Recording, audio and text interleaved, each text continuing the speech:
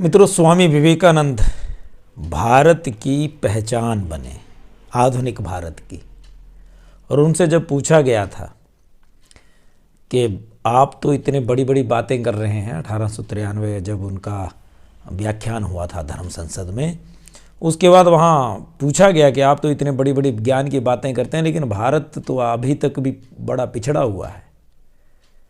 उन्होंने कहा अभी शेर सो रहा है और 125 साल लगेंगे। गिन लीजिएगा 1893 से अब तक 125 साल कब होते हैं। उन्होंने कहा 125 साल बाद जब ये उठेंगे, अंगड़ाई लेगा ये देश, तो दुनिया देखेगी। ऐसे महापुरुष जिन्होंने साफ शब्दों में कह दिया, अगर धर्म आपको कमजोर करता है उस धर्म को मत मानो। ऐसे महापुरुष जिन्होंने कहा कि अगर आपकी तरक्की में बाधा बनता है कोई धर्म तो उसे मत मानो।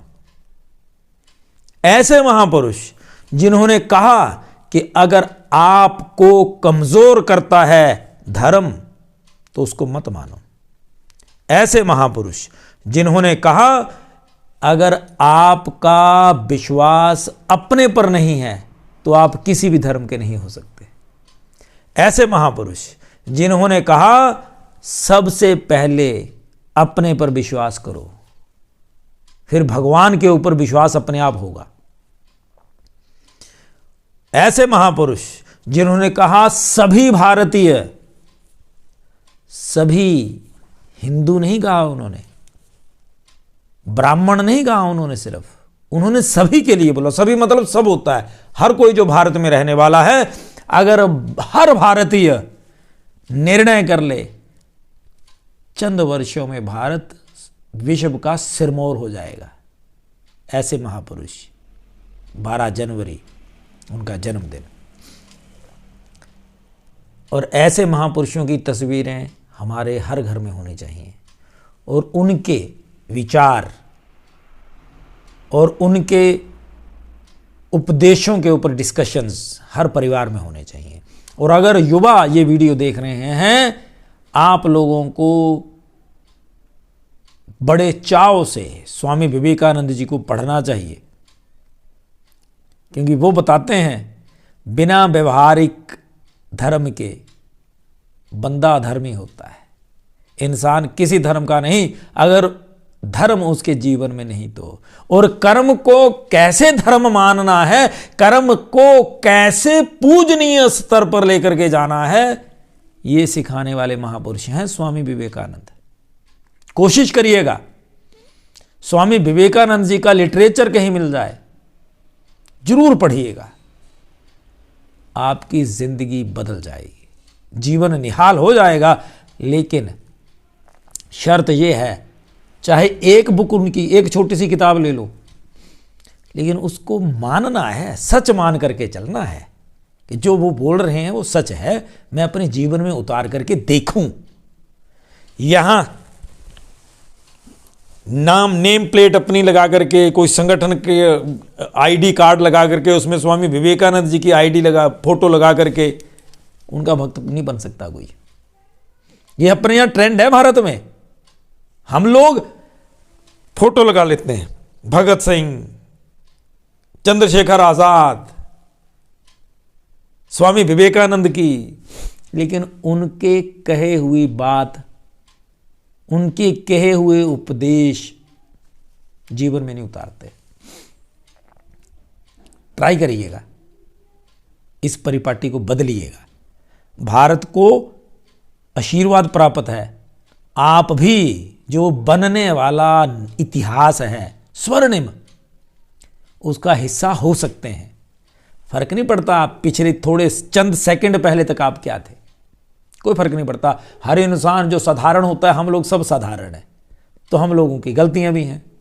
हम सबको तितलियां मारने में खुशी हुआ करती थी, जब बाद में समझ आई कि ये गलत है।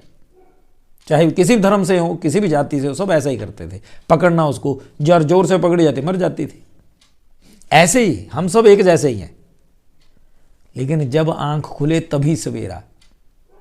अब जैसे थे वैसे अब बदल जाएंगे, वैसे नहीं रहेंगे, ये निर्णय करना है तो स्वामी विवेकानंद जी को पढ़ना है और उनकी बातों को फॉलो करना है। ये हमारी सच्ची श्रद्धांजलि होगी उनको।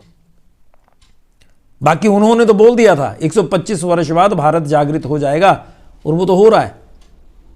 और भगवान कृष्ण ने कहा था, अर्जुन अगर तू नहीं मारेगा इन कौरवों को तो ये तो पहले ही मर चुके हैं, क्योंकि मैं इनको मार चुका हूं, मैंने निर्धारित कर दिया कि इसको इस दिन मरना है। अगर तू नहीं मारेगा किसी और को क्रेडिट चला जाएगा, तू ट्राई कर ले, क्या पता तेरा ही नाम आ जाए। तो हमें अच्छा बनने की जो उन्होंने बोला है स्वामी विवेकानंद जी ने, हमें वो अगर जीवन में उतार लें और हम उस रास्ते पर चल पड़ें, क्या पता हमारा नाम भी इतिहास में जो स्वर्णिम अक्षरों में लिखा जाए, हम भी कुछ जीवन में कर पाए। आज तक नहीं हुआ तो क्या हुआ, अनलिमिटेड होता है ना भविष्य तो। और हर जगह यह लिखा रहता है there is always scope for further improvement and growth. तो फिर हमें क्यों नहीं, हम क्यों अपने आप को बांध लें अपनी कमजोरियों से, अपनी कमियों से, अपने बचकानी हरकतों से। अब हम समझदार बन जाएं, क्या फर्क पड़ता है हम कैसे थे, फर्क पड़ता है हम कैसे होना चाहते हैं, बस। और कई लोग ऐसा बोलते हैं हम तो कई दिनों से सोचते थे जीवन में नहीं आया, कोई बात नहीं, टारगेट पर अडिग रहो। नहीं उस टारगेट को अचीव कर पाए, अगर आप आने हार मान ली अब, तो फिर आप रुक जाएंगे। जो रुक गया, जो गेम से क्विट कर गया, वही तो हार गया। आपको पता है कि आप अपना टारगेट अचीव नहीं कर पाए, अभी फिर से कोशिश कर रहे हैं ना, क्या पता वहां पहुंच जाए, क्या पता हम सुधर जाएं, क्या पता हम भी इन महापुरुषों के दी हुई बातों को जीवन में उतार पाएं, क्या पता हम भी उस रास्ते के नजदीक पहुंच पाए। है ना अभी यहां पे कोई ना कोई चांसेस। और अगर पहले ही हार मान ले हमसे, तो फिर तो हारे तो हुए हैं। देखो भाई, उम्मीद जिंदगी की होती है, मौत तो निश्चित है, उम्मीद जिंदगी की, तो सुधार की गुंजाइश हमेशा रहती है। इसलिए विश्वास रखिएगा, और सच्ची श्रद्धांजलि स्वामी विवेकानंद जी को देनी है तो उनका लिटरेचर पढ़िएगा और जीवन में उतारने की कोशिश करिएगा।